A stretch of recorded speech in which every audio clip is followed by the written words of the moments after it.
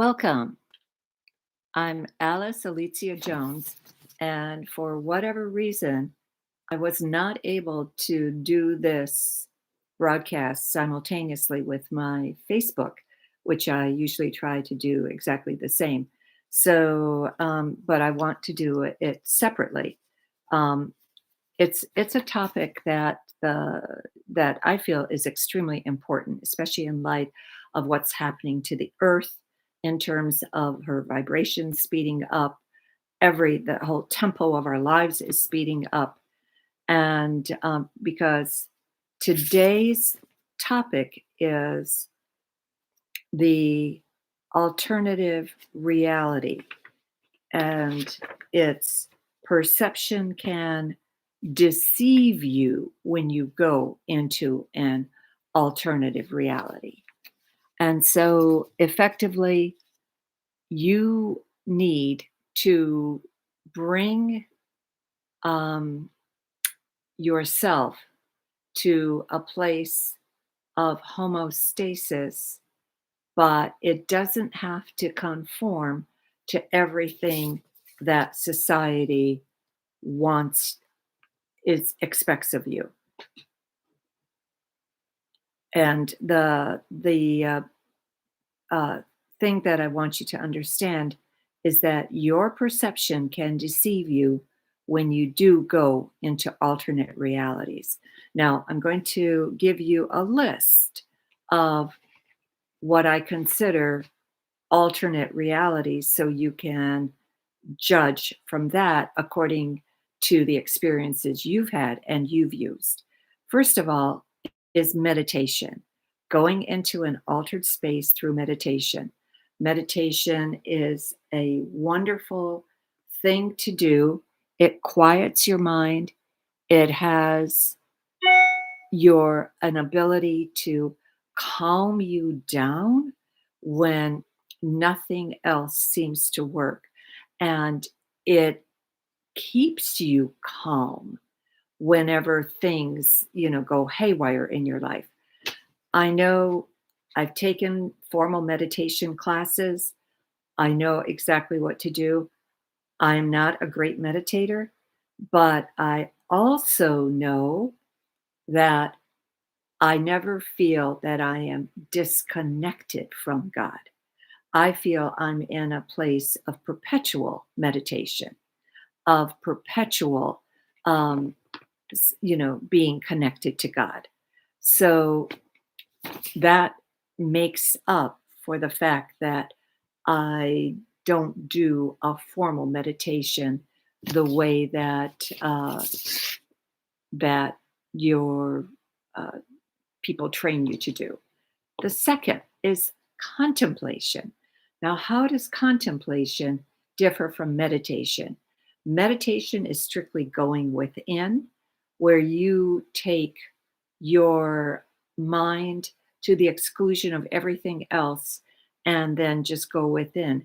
Contemplation, you're looking at an object, and the object I'm holding up is called a Vogel crystal. And the reason it has the name Vogel crystal is because it has 17 facets, and each facet is a cut. And so it has 17 facets on the in the log. And I know that when I have used this to meditate, and I've had this sunlight streaming in, well, I should say to contemplate, um, I've had the sunlight streaming in. I have counted 27 rainbows inside of this because there's so many different occlusions, and the rainbows are incredible. They do make it very, very exceptional, very beautiful. Plus, there is a little red dot in there. It's more than a dot. It When you look at it from one direction, it actually looks like a heart. When you look at it in another direction, it looks like a drop of blood. So I know this crystal has a story, and occasionally I take the time to get a bit of that story. I've also used flowers. The two flowers that I have used to contemplate on are a daisy and a daffodil. And that was maybe 10 years ago, maybe 15. But to this day, I can recall every facet of the daisy and every facet of the daffodil, every sparkle, every ridge, every leaf, every swirl, everything. And so contemplation is terrific because it allows you to go deep within the subject of what you are looking at.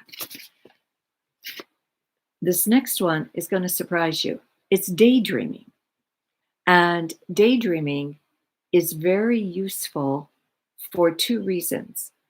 It's useful for goal setting because it could be that you daydream about the items that you want to have appear in your life. And it's useful for escape. Let's say you want to travel someplace special and you don't know, um, or you don't have the means to do it yet, but you've watched travel logs, you've watched shows on the places that you want to go to. It's really lovely to be able to just sit and in your mind's eye, like be there in that particular space. Um, if I daydream, I usually go back to the places I've been that I've especially loved, which are usually art galleries, museums, gardens, cathedrals, architecture, just being in nature, wonderful, wonderful places. The next one is dreams. Dreams is different than daydreaming. I call a dream that feels so real to me that I can feel it, I can taste it, I can smell it, I can sense it. I call that a fifth dimensional dream. And that dream allows me to effectively experience either something that my guides want me to know, could be a warning, could be an adventure, could be a past life, but it gives me something new to kind of hang on to. And I know if a theme of a dream repeats and repeats and repeats, especially if it's a theme of frustration, that this is something that I have to do something about because this is not giving me it's not giving me any peace of mind. And I have to be able to uh, figure out what it is that this dream is trying to tell me.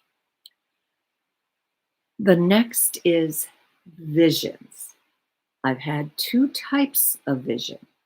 I've had a vision where I was part of it. I was totally transported to the place. And that was when I was at the temple of Anubis. Anubis is the head of a jackal. He's the Egyptian god, head of a jackal, body of a man. And I was in his temple. I could actually feel the moisture in the air combined with the sense of heat of the space outside. And I could see every facet of Anubis sitting there. And it didn't look like a statue to me. It looked like a human being with the head of a jackal. So I didn't say anything. It lasted maybe about 15 seconds. And it came at the end of my attunement for Reiki master teacher. So that no, I take it back. It came at the end of the attunement for Reiki 3, and it was quite intriguing to me.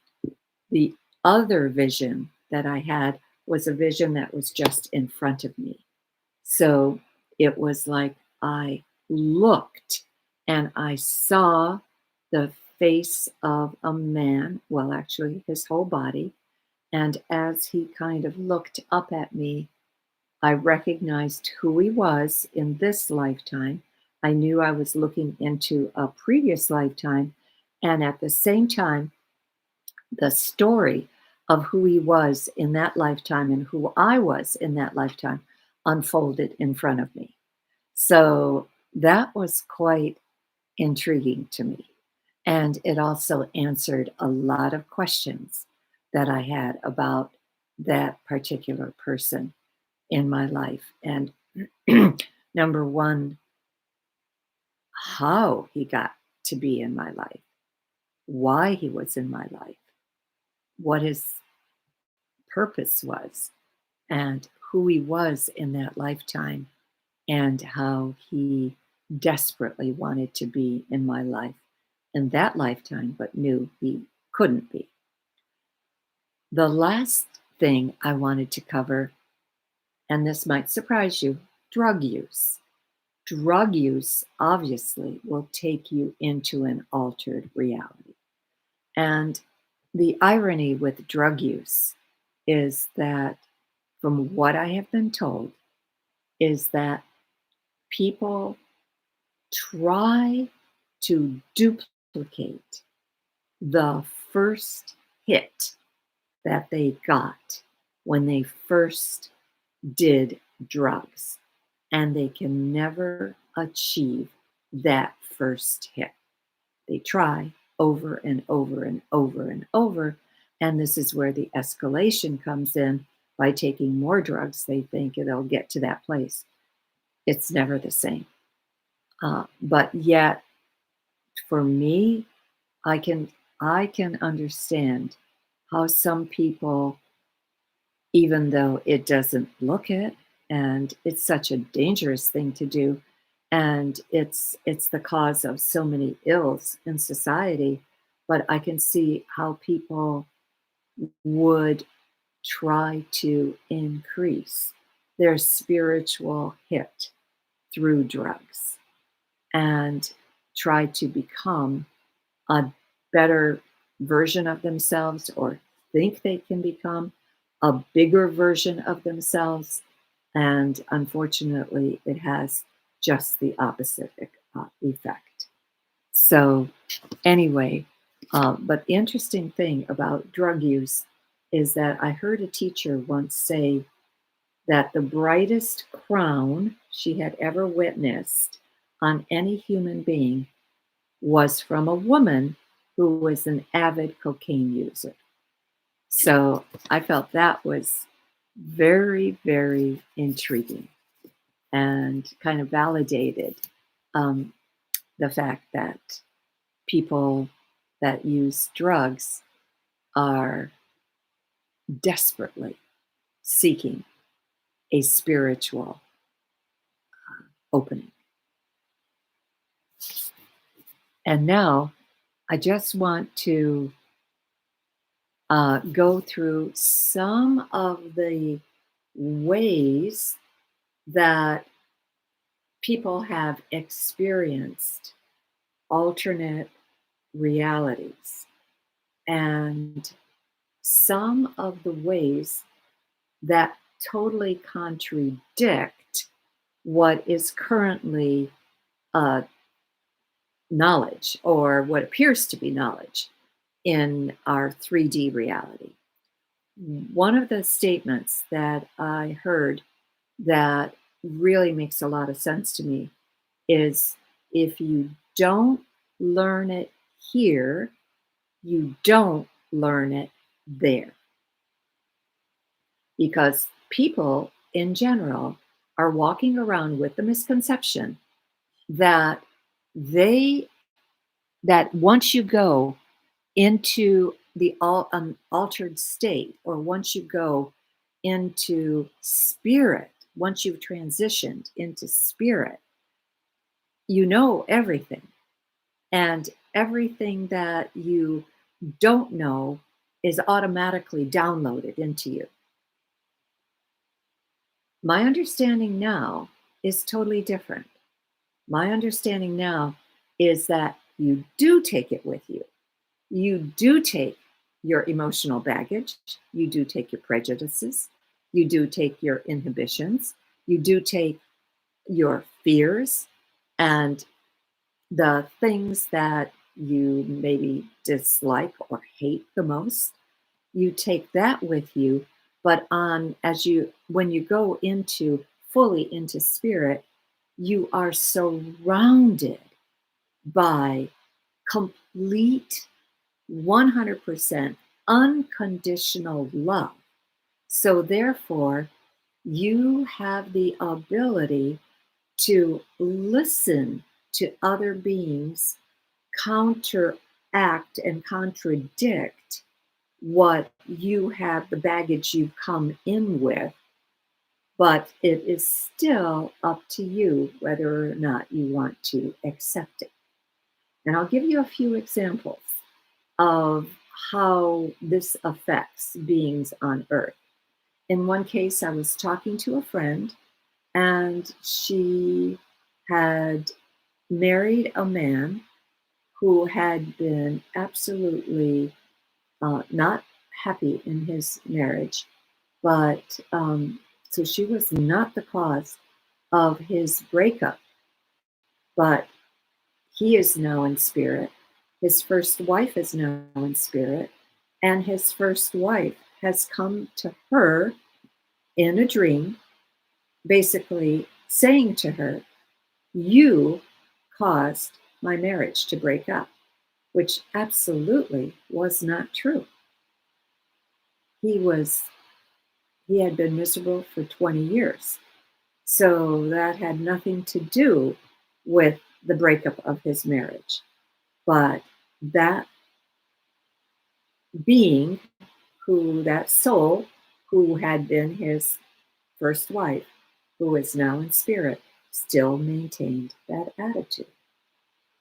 And until she chooses to give that up, she's going to hold on to that attitude.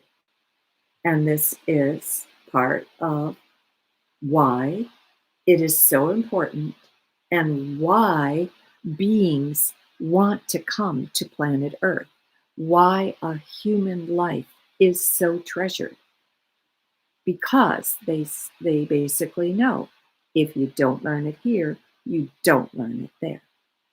And interestingly enough, I've come to the conclusion that there is no death. It's simply a transition.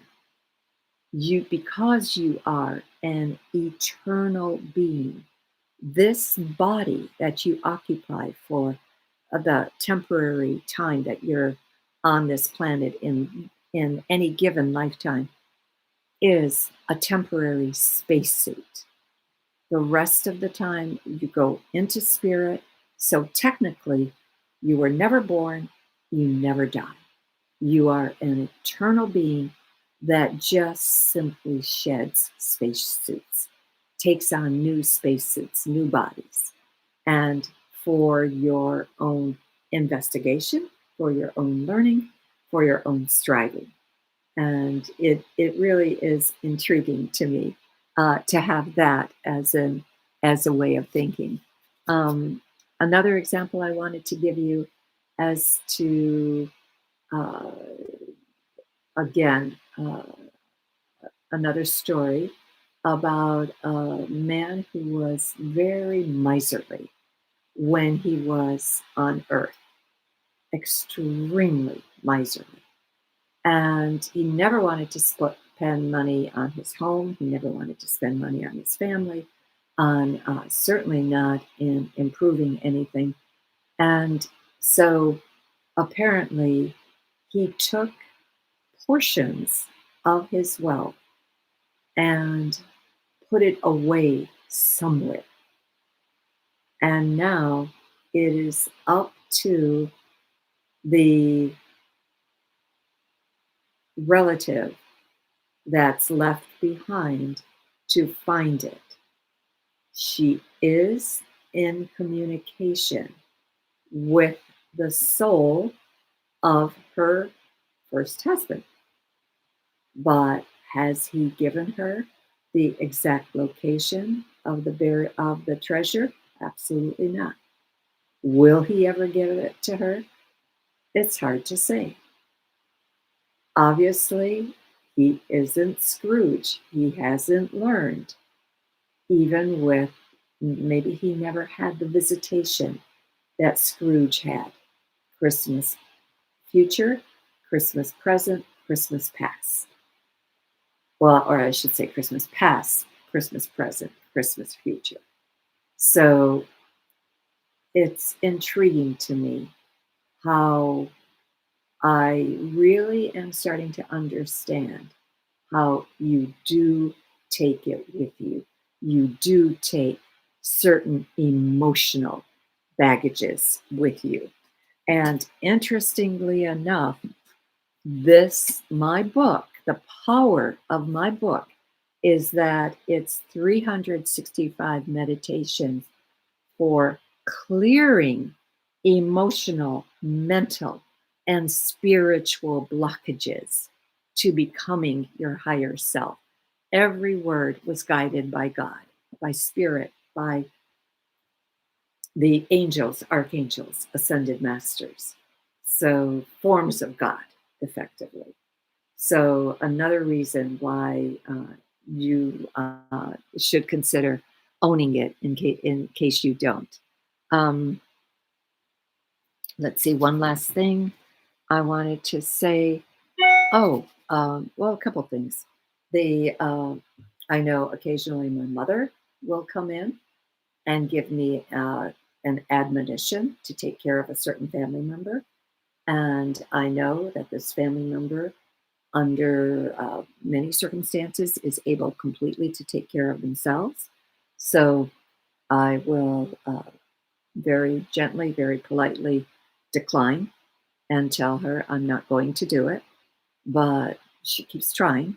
And I also know that in the event someone has, I have another example of where a young man was, who it was said of him that he had committed suicide when he has come to his mother in a dream and dreams and made it very, very clear that he never committed suicide. Absolutely never. That he was murdered. But unfortunately, the parents of the suspect that have kept this suspect completely away from any kind of accountability because they have the power to do so.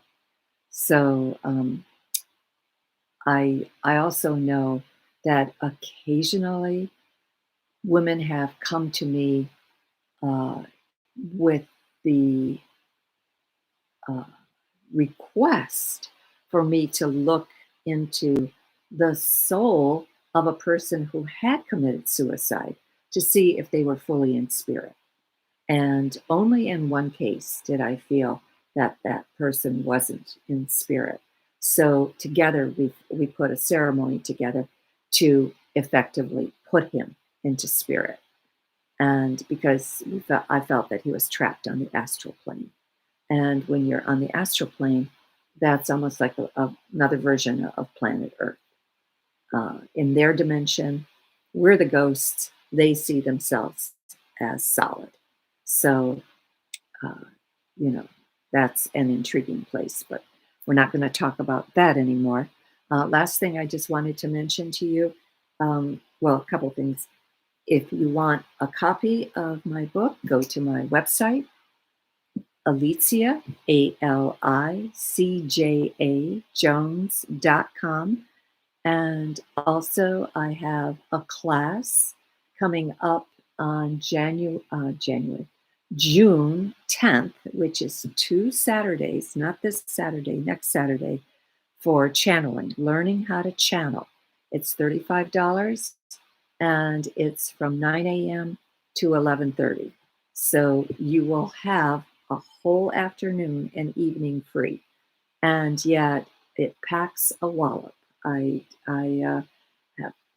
have been preparing my guides to be there, ready and waiting for the people who show up.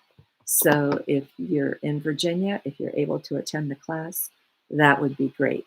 If you want to attend by Zoom, I can also accommodate uh, that because I can set up a Zoom session. And so if you're out of town, that's fine too. But it will be held in person, just like my Reiki classes are held in person. So we'll see you next time. And for next time, let's see. Um, the subject that I'm going to cover in Living Consciously is seeing what is not there. Interesting subject, interesting topic, and I will see you very, very soon. I'll see you in 1 week. Thank you.